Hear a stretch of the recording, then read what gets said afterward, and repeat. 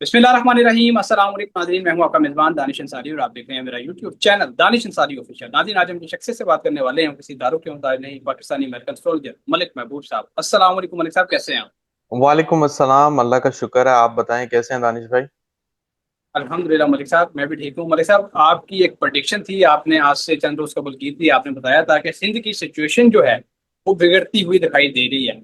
और हमने देखा था कि पिछले हफ्ते सिंध के जो हुक्मरान है वो ये कह रहे थे कि सिंध में हालात काबू में है, पानी उतना नहीं है जितना हम एक्सपेक्ट कर रहे थे, बारिशें भी मामूल से कम हो रही हैं, तो सिंध में पंजाब और केपी जैसी सिचुएशन नहीं बनेगी। लेकिन आपने इनके इस बयानात को रद्द करते हुए आपने कहा था कि सितारे ये बता रहे हैं कि सिंध में सिचुएशन खराब हो रही है। और आज शर्जील मेमन का ये बयान है कि सैलाब पर किसी का अख्तियार नहीं, बारिशें भी कदम उठा रही हैं, सिंध में सूरत हाल बिगड़ रही है। इसके अलावा जो मेयर कराची है मुर्तजा वहाब, उन्होंने भी एक अहम बयान दिया है। उन्होंने कहा है समंदर में पानी की सतह बुलंद हो रही है, शहर किसी भी वक्त डूब सकता है। सिंध की सिचुएशन से मुतालिक मजीद आपसे जानना चाहूंगा कि सिंध किस तरफ जा रहा है। कराची के मुतालिक मेयर कराची ने खुद कह दिया है कि कराची डूब सकता है। आप किस तरफ जाते हुए देख रहे हैं सिचुएशन? देखें, सही बात बताऊं तो मेरे पास अल्फाज नहीं है, क्योंकि इतनी रीजनेबल प्रिडिक्शंस के बावजूद अगर वो लोग ऐसे बोले हैं कि हम लोग तैयार नहीं हैं या हम लोग कुछ नहीं कर सकते, आई अंडरस्टैंड, सही बोल रहे हैं। लेकिन इनको तैयारी जो है ओवर एक्सपेक्टेड तौर पे अपने जो हालात है उससे ज्यादा करनी चाहिए थी।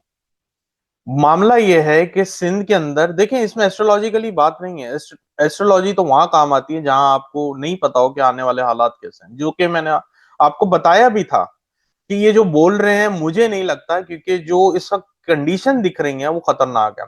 और उस वक्त तक आखिरी 10वें स्पेल की बात भी नहीं हुई थी सिंध में। ये इस बात को आप मेरे मुझे याद पड़ता, आपने ये भी कहा था कि ये क्या आखिरी स्पेल होगा, तो मैंने कहा सर मुझे नहीं लगता ये आखिरी स्पेल हो, अल्लाह करे ऐसा हो जाए। लेकिन जो हालात दिख रहे हैं प्लानिटरी पोजीशन से, मुझे ये आखिरी स्पेल नहीं लगता। आखिरी स्पेल 15 सितंबर के बाद आपको कहीं सुनाई दिया जाएगा, वो होंगे आखिरी स्पेल। सितंबर का महीना इसी तरह से गुजरेगा। सितंबर की मैंने आपको बता दिया, 15 तारीख से आपको 19-20 का फर्क महसूस होना शुरू होगा। लेकिन जो आप बोल रहे हैं सारी चीजें नॉर्मल हो जाएं, हर चीजों में पानी अपनी जगह पे चला जाए, ये पॉसिबल नहीं है सितंबर के आखिर तक। पानी से रिलेटेड मैं आपको एक बात भी यहां क्लियर कर दूं, पानी से रिलेटेड आपको अगले 2.5 साल तक उलझना पड़ेगा।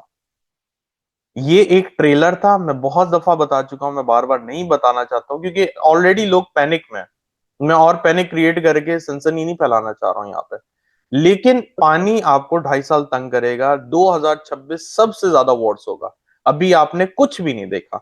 और खुदा ना खास्ता अगर ये आपको अभी वार्निंग दे रहे हैं कराची डूब जाएगा, तो फिर मैं 2026 के लिए तो मैं कुछ भी नहीं कहूंगा। फिर 2026 में जब जुपिटर भी कैंसर में होगा, क्योंकि दोनों दोनों साइंस के अंदर बहुत बड़े प्लैनेट्स आए हुए। सैटर्न भी आपका एक्वेरियस में है, वाटरी साइन है।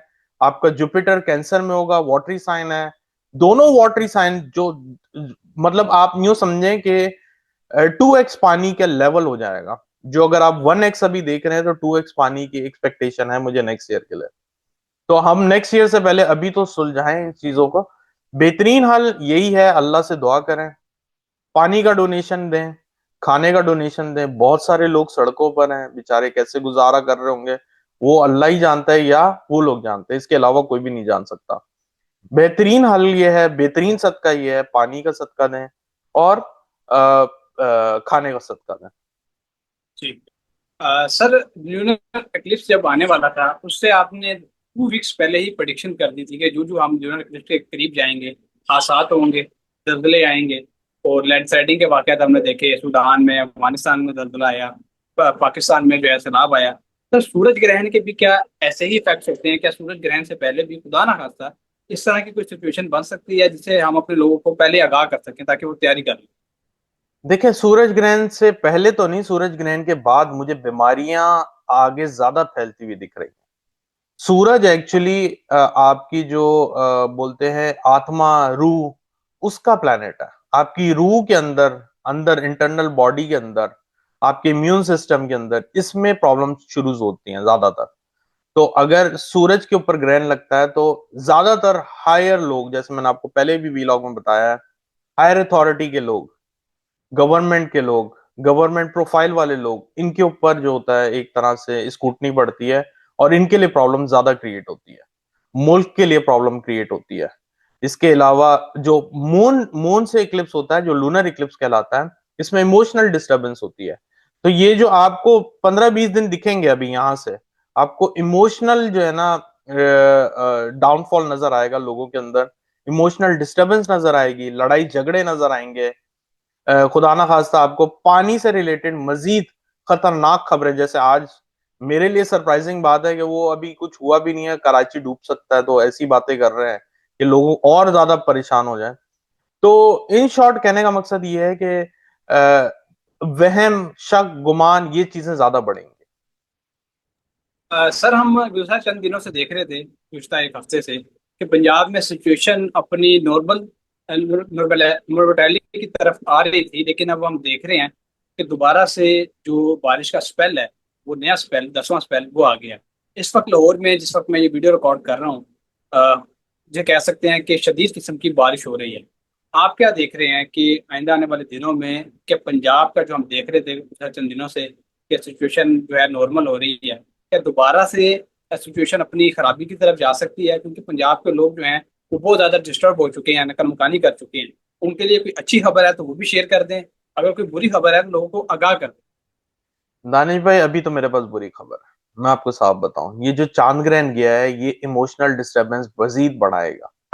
मैंने आपको बताया है, पानी में मजीद शिद्दत आएगी, और इंडिया जानबूझ के शरारत कर रहा है। आप याद रखिएगा कि आने वाले दिनों में इंडिया के साथ पाकिस्तान का एक टाकरा होने वाला है, और ये टाकरा बहुत खतरनाक होगा। ये जो इंडिया मस्ती कर रहा है, मुझे पता है इसके अंदर इंडिया का ही नुकसान है।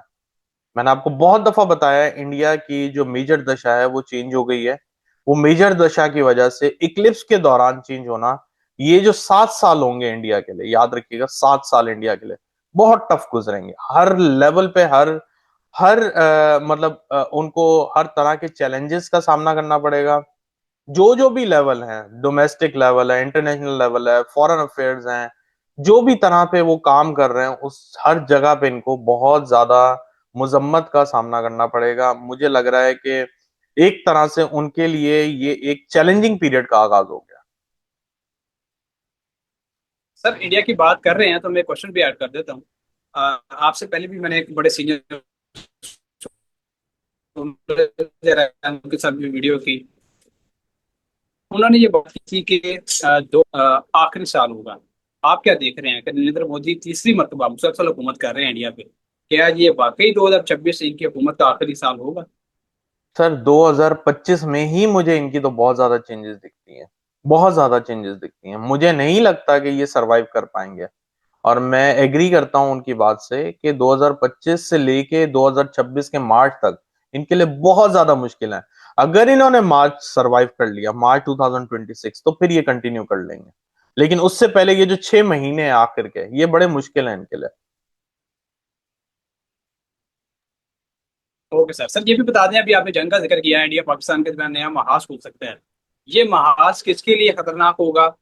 कौन इस जंग को डोमिनेट करेगा, इंडिया या पाकिस्तान?